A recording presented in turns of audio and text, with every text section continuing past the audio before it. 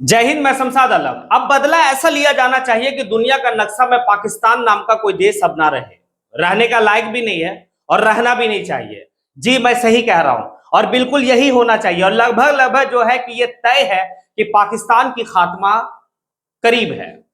क्योंकि जिस तरीके से वो कायराना जो है कि हमला किया है, जिस तरीके से पाकिस्तान जो है कि आतंकियों को अपना शरण देता है, बिल्कुल जो है कि इस पाकिस्तान की खात्मा तय कर देनी चाहिए और इसको जो है कि दुनिया के नक्शे से हटा देना चाहिए। पाकिस्तान नाम का कोई देश बचना ही नहीं चाहिए। जी मैं बिल्कुल सही कह रहा हूं। और क्यों ऐसा कह रहा हूं, चलिए चलते और सारी बात को विस्तार रूप से समझते हैं। अब यहां पर आप देखेंगे कि 22 अप्रैल की एक घटना है, जिस घटना को लेकर पूरा हिंदुस्तान ही नहीं बल्कि पूरा दुनिया जो है कि इसकी मजम्मत कर रही है कि इस तरह की घटना जो है कि कायराना घटना, आप जिस तरीके से नाम मतलब जिस तरीके से आप उसका धर्म पूछ के उसको गोली मारा, भाई ऐसे लोगों को अगर 2-4-10 आतंकियों को मार के कुछ नहीं होने वाला है।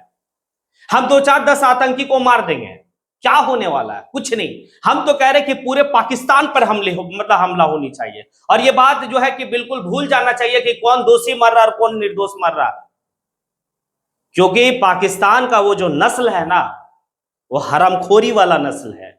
क्योंकि इसके लोग सुधरने वाले नहीं है।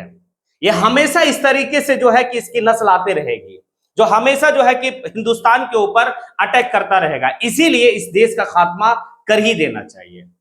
अब घटना क्या है था पहलगाम में, जो है कि आप लोगों को ये बात आप लोग न्यूज में सुने होंगे, पूरा जो है कि मीडिया अभी जो है कि पूरा सोशल मीडिया में ये न्यूज काफी ज्यादा जो है कि चल रहा है कि किस तरीके से कायराना तरीके से हमला किया। आने के श्रीनगर से 200 किलोमीटर दूर पे पहलगाम, और पहलगाम में कोई अगर भौगोलिक स्थिति को आप देखेंगे तो चारों दिशा से जो है कि पहाड़ है और मतलब पेड़ है और नीचे जो है कि आप हरी भरी आने की एक मैदान है। लोग वहां घूमने जाते हैं और काफी संख्या में जाते हैं, क्योंकि उसे दुनिया का आने की मिनी स्विट्जरलैंड कहा जाता है। अब जो है वहां पर सैलानी लोग जाते हैं, पर्यटक लोग जाते हैं, आतंकवादी आता है और आने के बाद जो है कि उसका धर्म पूछता है और गोली मार देता है। और ये सिलसिला जो है कि लगभग चलते रहता है और 27 से 28 लोगों को मार दिया। उसमें से जो है कि एक घटना काफी ज्यादा जो है कि मतलब चिंता काफी ज्यादा जो है कि आपको झकझोर देगा। बच्चा और बीवी के सामने पति को नाम पूछकर, धर्म पूछ के गोली मार दिया।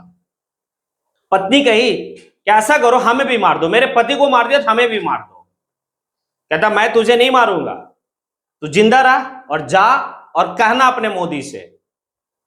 बताइए कि ये क्या कहना चाह रहा है। अब क्या ऐसे जो है कि नापाक इरादा वाले लोगों को दुनिया में रहने का कोई अधिकार है? कोई अधिकार नहीं है।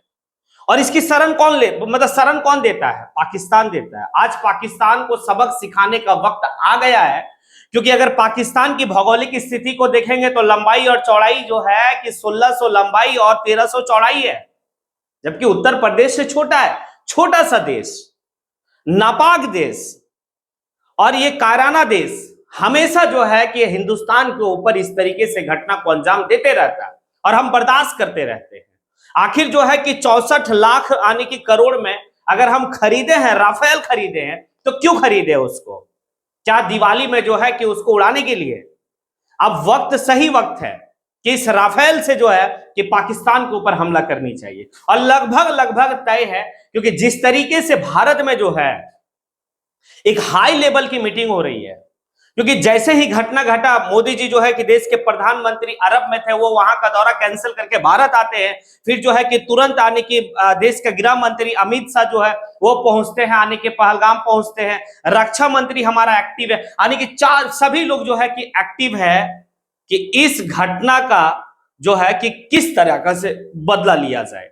देखिए 2-4 लोगों को फांसी दे देना, 2-4 लोगों को पकड़कर आतंकियों को जो है कि मार देना, ठीक है, इससे कुछ नहीं होने वाला। मैं बार बार कह रहा हूं, क्योंकि हमारी सेना इतनी मजबूत है, हम इतना कैपेबल है कि इस देश की नक्शा से एकदम नाम ही हटा देनी चाहिए, क्योंकि ये रहने लायक है भी नहीं। आज आप इसे जो है कि फिर छोड़ेंगे, फिर कुछ वार्ता होगा, फिर जो है कि हम घर में घुस के 2-4 आतंकियों को मारेंगे, कुछ नहीं होने वाला। पुलवामा अटैक के बाद दूसरा सबसे बड़ा घटना है आने के पहलगाम की घटना। किस तरह से सिविलियन को जो है कि मारा जा रहा है, बात समझिए। लोग घूमने के लिए, जिसको दुनिया का जन्नत कहा जाता है, शायद उस जन्नत में लोगों को जाना अब जो है रास नहीं आएगा।